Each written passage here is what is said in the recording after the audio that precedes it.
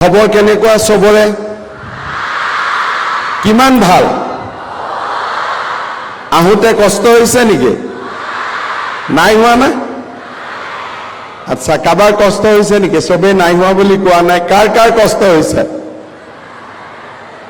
হৈছে নে হোৱা নাই ঠিক আছে মই আজিৰ সভাত এই আঁচনিখনৰ বিষয়ে দুটামান কথা আপোনালোকক ক'ব বিচাৰিছো তোমালোকক ক'ব বিচাৰিছো একাদশ শ্ৰেণীত আমি যিসকল ছাত্ৰী পঢ়ি আছো অসমৰ আন ঠাইত আজি এখন বেংক ড্ৰাফ্ট পাব আৰু আমাৰ ইয়াত বহি থকা ছাত্ৰীসকলক একেলগে দিয়াৰ যিহেতু ব্যৱস্থা নাই অহাকালি স্কুলৰ প্ৰিন্সিপাল বা অধ্যক্ষসকলে তোমালোকক বেংক ড্ৰাফ্টখন দিব কিন্তু অহা মাহৰ পৰা 11 তাৰিখে বেংকত 11 বজাত তোমালোকৰ মোবাইলত বা দেউতাৰ মোবাইলত টিক আহিব 11 বজাত বেংকত এই টকাখিনি 11 তাৰিখে জমা হৈ যাব মই এই কথাটো এই কাৰণে কৈছো যে দেউতাৰ যেহেতু মোবাইলটো দেউতাৰ সকলোৰে মোবাইল নাথাকিব পাৰে দেউতাই ভাবিব পাৰে টকাটো ক'ৰ পৰা আহিলে গতিকে আজিৰ পৰা ঘৰত আমি কৈ দিম যে 11 তাৰিখে যিটো টকা বেংকত সোমাব সেইটোৱে হৈছে নিযুত মইনা আৰু এইটো মোবাইল দেউতাৰ মেছেজত যাব বা যাৰ নম্বৰ দিছা তাৰ মেছেজত যাব কিন্তু তোমালোকৰ একাউণ্টতে এই টকাটো সোমাব বেলেগৰ একাউণ্টত এই টকাটো নুসুমায় ইয়াৰ পিছত আমি পইচাটো পাই গৈ থাকিম কেতিয়ালৈকে পাম যে ফাৰ্স্ট ইয়াৰৰ পিছত পৰীক্ষা পাছ কৰি আমি সেকেন্ড ইয়াৰত নাম ভৰ্তি কৰিম সেকেন্ড ইয়াৰত আমি যদি পৰীক্ষা পাছ কৰো তেতিয়া আমি সেকেন্ড ইয়াৰৰ পইচা পাম কিন্তু কোনোবাই যদি ফাৰ্স্ট ইয়াৰৰ পৰীক্ষাত উত্তীৰ্ণ নহয় বা নিজে পঢ়া এৰি দিয়ে তেতিয়া হলে সেকেন্ড ইয়াৰত আমি নিযুত মইনা আঁচনি নাপাও আৰু এটা সৰু ইয়াত শৰ্ত নহয় পৰামৰ্শ যে ছাত্ৰীসকলে তেতিয়া নিযুত মইনা আঁচনি পাব যাৰ বিৰুদ্ধে কোনো অভিযোগ নাথাকিব অৰ্থাৎ অভিযোগ মানে ক্লাছ নকৰা বা বিভিন্ন ধৰণৰ যিবিলাক আমাৰ স্কুলত যাক ভাল একাডেমিক এক্টিভিটি বুলি কোৱা নহয় সেই কাৰণে মই ছাত্ৰীসকলক অনুৰোধ কৰিম যে দ্বিতীয় বৰ্ষত এই পইচাটো যাতে আমি পাই থাকো তাৰ কাৰণে প্ৰথম গুৰুত্বপূৰ্ণ নিয়মানুৱৰ্তিতা নিজৰ চাৰিত্ৰিক গৌৰৱ আৰু আমাৰ পৰীক্ষাত পাছ কৰা এই সৰু সৰু শৰ্তকেইটা আমি পূৰণ কৰিব লাগিব বছৰত আমি 10 মাহ পাম 2 মাহ গৰম বন্ধ থাকে গৰম বন্ধৰ 2 মাহত এই পইচাটো আমি নাপাওঁ আমি স্কুল চলি থকা সময়তহে আমি এই পইচাটো পাম কোনোবাই দ্বিতীয় বৰ্ষত নাম লগালে কিন্তু স্কুলত নাহে এটেন্ডেন্স নাই তেতিয়াও আমি এই পইচাটো দ্বিতীয় বৰ্ষত আমি নাপাম অন্ততঃ আমি ইউনিভাৰ্সিটিয়ে যিমান এটেন্ডেন্স বিচাৰে হিমানখিনি এটেন্ডেন্স যাতে আমাৰ থাকে ঠিক তেনেকে যিসকলে ডিগ্ৰী ফাৰ্স্ট ইয়াৰৰ ছোৱালীয়ে এই পইচা যি পাব তেওঁলোকেও ডিগ্ৰী সেকেন্ড ইয়াৰতো পাব ডিগ্ৰী থাৰ্ড ইয়াৰতো পাব খালি সেকেন্ড ইয়াৰত অৰ্থাৎ থাৰ্ড সেমিষ্টাৰত আমি নাম ভৰ্তি কৰিব লাগিব ফিফথ সেমিষ্টাৰত আমি নাম ভৰ্তি কৰিব লাগিব মাহত 1250 টকাকৈ প্ৰত্যেক মাহৰ 11 তাৰিখে 12 বজাৰ আগতে বেংকত টকা জমা হ'ব যিসকলে পোষ্ট গ্ৰেজুৱেট পঢ়িব তেওঁলোকেও এই পুঁজি বা এই টকা বা এই বৃত্তি চৰকাৰৰ পৰা পাই থাকিব মাত্ৰ পোষ্ট গ্ৰেজুৱেট সেকেন্ড ইয়াৰতো নাম ভৰ্তি কৰিব লাগিব আৰু নিয়মীয়াকৈ ক্লাছত উপস্থিত থাকিব লাগিব এতিয়া বহুতে মোক কয় সেকেন্ড ইয়াৰৰ ষ্টুডেণ্টখিনিয়ে দ্বাদশ মানত পঢ়া ছাত্ৰীসকলে কয় যে মামা আমি নাপালো তোমালোকেও পাবা, মাত্ৰ এইবাৰ ক্লাছ 12ত পাছ কৰি ডিগ্ৰী ফাৰ্ষ্ট ইয়াৰত এডমিশ্যন ল'ব লাগিব। কোনোবা ছেকেণ্ড ইয়াৰ আৰু ডিগ্ৰী থাৰ্ড ইয়াৰৰ ছোৱালীয়ে কৈছে যে আমি পোৱা নাই, মই উত্তৰটো মোৰ এইটো হ'ব, তোমালোকেও পাবা, মাত্ৰ পোষ্ট গ্ৰেজুৱেটত নাম ভৰ্তি কৰাব লাগিব। যদি কোনোবা ছোৱালীয়ে ডিগ্ৰী পঢ়ি থাকোঁতে বিয়া হৈ যায়, তেতিয়াও এই পইচাটো পোৱা নাযাব, কাৰণ এই পইচাটো আমি এইকাৰণেই দিছোঁ যাতে ডিগ্ৰীলৈকে আমি বিয়াত নবহোঁ। দেউতা মায়ে বেয়া পাব নেকি আকৌ মই বিয়াত নবহোঁ বুলি কোৱা কাৰণে? আমি ডিগ্ৰীলৈকে বিয়াত বহিব নালাগে, কিন্তু ইউনিভাৰ্চিটিত পঢ়া ছোৱালীখিনিয়ে বিয়াত বহিলেও বা বিয়া কৰিলেও এই বৃত্তি পাই থাকিব। অৰ্থাৎ আমাৰ এটাই প্ৰচেষ্টা যে আমাৰ ছোৱালীসকলে যাতে ডিগ্ৰী থাৰ্ড ইয়াৰলৈকে বিয়াত নবহে, সেইটো আমাৰ এই আঁচনিৰ এটা লক্ষ্য। কিন্তু যিসকলে পোষ্ট গ্ৰেজুৱেট বা ইউনিভাৰ্চিটি বা BEdত পঢ়িব, তেওঁলোকে এই পুঁজি বা এই স্কলাৰশ্বিপ পাব, কাৰণ পোষ্ট গ্ৰেজুৱেট যোৱাৰ সময়ত ল'ৰা ছোৱালী বিয়া পাতিব লাগে বা বিয়া পতা নপতা নিজৰ সিদ্ধান্ত, তাত আমি পৰামৰ্শ দিব নোখোজো। এতিয়া মোক বহুতে কয় যে মামা ল'ৰাবিলাকৰ কি হ'ব? হয়নে, কয়নে এইটো কথা? ল'ৰাবিলাকে কয়নে নাই আমাৰ কি হ'ব বুলি? মই ল'ৰাবিলাকৰ কাৰণেও কেইদিনমান আগতে যাতে তেওঁলোকে ভাল উদ্যোগ স্থাপন কৰিব পাৰে, তাৰ বাবে তেওঁলোকক মুখ্যমন্ত্ৰীৰ আত্মনিৰ্ভৰ অসম আঁচনি আমি দিছিলোঁ। আৰু এইবাৰ বাজেটত ছোৱালীৰ কাৰণে নহয়, ল'ৰাৰ কাৰণেও মই এটা ভাল আঁচনি আনিম। মই চিন্তা কৰি আছোঁ যে কি আঁচনি দিলে ল'ৰাবিলাকেও ভাল পাব, ল'ৰাবিলাকেও কলেজত পঢ়ি থাকিব। গতিকে ল'ৰাবিলাকৰ চিন্তাও মই কৰি আছোঁ,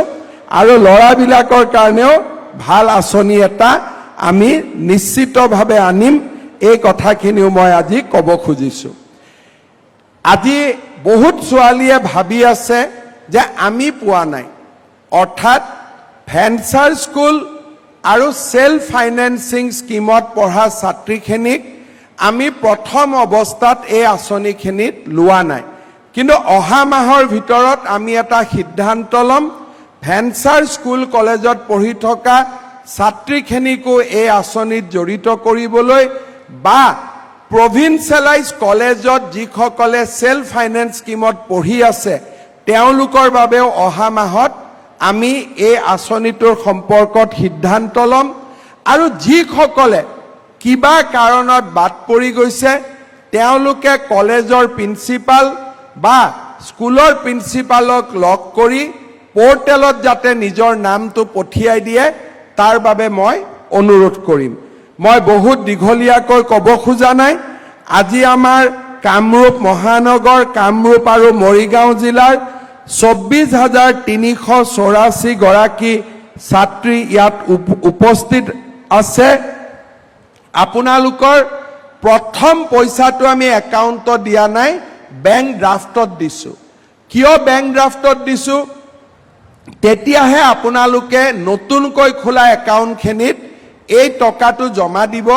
আৰু একাউণ্টটো আছেনে নাই এবাৰ পৰীক্ষা কৰিব পাৰিব। নহ'লে প্ৰথমতে মই যদি ইয়াৰ পৰা ইলেক্ট্ৰনিকেলি টকা পঠাওঁ, আমাৰ পৰা টকাটো যাব, কিন্তু বেংকত বন্ধ হৈ থাকিব। সেইকাৰণে প্ৰথম আঁচনিখন চেক বা ড্ৰাফটত ল'লে, তাৰ পিছৰখিনি আমি বেংকত DBT কৰি লৈ থাকিলে আমাৰ সুন্দৰ কৰি আঁচনিখন চলি থাকিব। মই ছাত্ৰীসকলক অনুৰোধ কৰিম, অহাকালি আপোনালোকৰ কলেজত স্কুলত নিশ্চিতভাৱে আপোনালোকে বেংক ড্ৰাফটখন পাই যাব। আমি ইতিমধ্যে কলেজক আৰু স্কুলক আমি বেংক ড্ৰাফটবিলাক দি দিছোঁ। আপোনালোকক অহাকালি ধুনীয়াকৈ দি দিব। আৰু বেংক ড্ৰাফটখন লওঁতে কোনোবাই যদি কিবা কাৰণত আপোনালোকৰ পৰা চাহ খাব কিবা খোজে, মোক লগে লগে জনাই দিব, ঠিক আছে? কিবা এটা কৰি অকণমানো যদি ভুলতেও যদি কোনোবাই কিবা কয়, মোক লগে লগে আপোনালোকে জনাই দিব। আমাৰ মুখ্যমন্ত্ৰীৰ কাৰ্যালয়ত ইমেইল একাউণ্ট আছে, লগে লগে আপোনালোকে ইমেইল কৰি দিব। তেতিয়া যি ব্যৱস্থা কৰিব লাগে মই কৰিম কিন্তু মই বিশ্বাস কৰোঁ যে কোনেও আজিকালি এইবোৰ কাম নকৰে এইবিলাক প্ৰথা লাহে লাহে আমাৰ সমাজত নোহোৱা হৈ আছে কিন্তু অসমৰ বাকী সমষ্টিত যিসকল ছাত্ৰী বহি আছে তেওঁলোকক মই অনুৰোধ কৰিম আপোনালোকে আজিয়ে চেকখন লৈ যাব অহা কালিলৈকে নথব যিহেতু বাকী স্থানসমূহত কৰবাত 500 কৰবাত 1000 ছোৱালী বহি আছে আজিয়ে যাতে চেকখন লৈ যায় তাৰ কাৰণে মই অনুৰোধ কৰিম এই আমি স্ক্ৰীনত যিমান দেখিছো গোটেইবিলাক আন জাগাত শুনি আছে গতিকে মই সকলোকে অনুৰোধ কৰিম যে আন জাগাত সভাত বহি থকা সকলোৱে যাতে এই চেকখিনি আজিয়ে লৈ যায় কিন্তু ইয়াত 25000ক বিতৰণ কৰা সম্ভৱ নহয় কাৰণে আপোনালোকে নিজৰ নিজৰ স্কুল ইউনিভাৰ্চিটি বা কলেজত কালি চেকখন ল'ব বেংকত জমা দিব অহা মাহৰ পৰা আপোনালোকে কাকো খুদিব নালাগে ডাইৰেক্টলি আপোনালোকৰ একাউণ্টত টকাখিনি পাই যাব মই এটাই অনুৰোধ কৰিম সদায় যেন আমি স্কুল আৰু কলেজত যাওঁ ফাৰ্ষ্ট ইয়াৰটো যাতে খুব ভাল কৰি দিওঁ সেকেন্ড ইয়াৰত যাতে আমি শিক্ষা সমাপ্ত নকৰোঁ দেউতা মাক এটা অনুৰোধ কৰিব লাগিব মোৰ ফালৰ পৰা যে আমাক যাতে এটলিষ্ট ছাত্ৰীসকলক ডিগ্ৰীলৈকে পঢ়াৰ কাৰণে সুবিধা কৰি দিয়ে কিছুমান সমষ্টিত কলেজৰ অসুবিধা আছে আমি লাহে লাহে বহুত কলেজো বনাই আছো যাতে পঢ়িব পৰা ষ্টুডেণ্টে পঢ়াৰ কাৰণে যাতে কেতিয়াও অসুবিধাত পৰিব নালাগে বিশ্ববিদ্যালয় আৰু কলেজসমূহ আমি নতুনকৈ বনাই আছো যাতে হায়াৰ সেকেন্ডাৰী পাছ কৰা সকলো ছাত্ৰ ছাত্ৰীয়ে ডিগ্ৰীত এডমিশন পায় আৰু ডিগ্ৰীৰ পিছত যিসকলে পোষ্ট গ্ৰেজুৱেট পঢ়িব খোজে তেওঁলোকে যাতে পোষ্ট গ্ৰেজুৱেট পঢ়াৰ সুবিধা পায় মই বিশেষ আৰু দীঘলীয়া কৰিব খোজা নাই মই মাত্ৰ এটা কথা ক'ব খুজিম যে আমাৰ বাবে জেন্ডাৰ ইকুৱেলিটি বা নাৰী শিক্ষা আমাৰ কাৰণে খুব প্ৰয়োজনীয় কাৰণ আমাৰ ছোৱালীসকল বা নাৰীৰ শিক্ষা যেতিয়ালৈকে আমি একেবাৰে ইউনিভাৰ্সেল কৰিব নোৱাৰো সাৰ্বজনীন কৰিব নোৱাৰো তেতিয়ালৈকে আমাৰ সমাজখন আগবাঢ়ি যাব নোৱাৰে মই দুটা সৰু কথা কম আমাৰ ৰাজ্যত 1935 চনত যেতিয়া অসম আৰু মেঘালয় আছিল তেতিয়া আমাৰ প্ৰথম মহিলাৰ শিক্ষা লেডি কিন কলেজত আৰম্ভ হৈছিল তাৰ পিছত 37 চনত শিলঙতে সেন্ট মেৰিজ কলেজ স্থাপন হৈছিল 1939 চনত হেন্ডিক কলেজ স্থাপন হৈছিল আৰু 1927 চনত প্ৰথমবাৰৰ বাবে অমল প্ৰভা দাসে কটন কলেজৰ পৰা ISC উত্তীৰ্ণ হ'ব পাৰিছিল আৰু আমাৰ এইখন অসমৰে গুণাভিৰাম বৰুৱা জীয়ৰী স্বৰ্ণলতা বৰুৱা উদয়ৰাম দাসৰ কন্যা সৰলা দেৱীয়ে কলিকতাত গৈ সেই সময়ত উচ্চ শিক্ষা লাভ কৰিছিল হেমপ্ৰভা দত্তই প্ৰথমবাৰৰ বাবে কলিকতাত অৱস্থিত বেথুন স্কুলৰ পৰা FA পৰীক্ষাত উত্তীৰ্ণ হৈছিল সুখলতা দুৱৰা আৰু সুধালতা দুৱৰা আছিল প্ৰথম অসমৰ মহিলা স্নাতক আৰু MA উত্তীৰ্ণ ছাত্ৰী অৰ্থাৎ 1935 চনতে আমাৰ অসমত মহিলাৰ শিক্ষাৰ নাৰী শিক্ষাৰ জয়যাত্ৰা আৰম্ভ হৈছিল আজি সেই যাত্ৰাক এটা নতুন দিগন্তলৈ আমি লৈ গৈছো নিযুত মইনা আঁচনি আৰম্ভ হোৱা এই 6 অক্টোবৰৰ দিনটো অসমৰ নাৰী শিক্ষাৰ ক্ষেত্ৰত এটা ঐতিহাসিক দিন হৈ ৰব অসম চৰকাৰৰ শিক্ষা বিভাগক বিশেষকৈ শিক্ষামন্ত্ৰী ৰণোজ পেগু ডাঙৰীয়াক এই সুন্দৰ আঁচনিখন অসমৰ ছাত্ৰী সমাজক উপহাৰ দিয়াৰ বাবে মই ধন্যবাদ আৰু অভিনন্দন জনাইছো আপোনালোককো মই অনুৰোধ কৰিম ৰণোজ পেগু ডাঙৰীয়াৰ কাৰণে এটা দীঘলীয়া হাত চাপৰি আপোনালোকে মাৰি দিয়ক যাতে তেখেত উৎসাহিত হয় আৰু আমাৰ কাৰণে ছাত্ৰ ছাত্ৰীসকলৰ কাৰণে আৰু ভৱিষ্যতে নতুন নতুন আঁচনি আমাক উপহাৰ দিব পাৰে। অসমৰ ছাত্ৰী সমাজক নিযুত মইনা আঁচনিত হিতাধিকাৰী নহয়, নিযুত মইনা আঁচনি হাতত লৈ অসমৰ ভৱিষ্যত নিৰ্মাণৰ কাৰণে আগবাঢ়ি অহা প্ৰতিগৰাকী মইনালৈ মোৰ বহুত বহুত শুভকামনা আৰু অভিনন্দন জনাই মই মোৰ বক্তব্যৰ সামৰণি মাৰিছোঁ।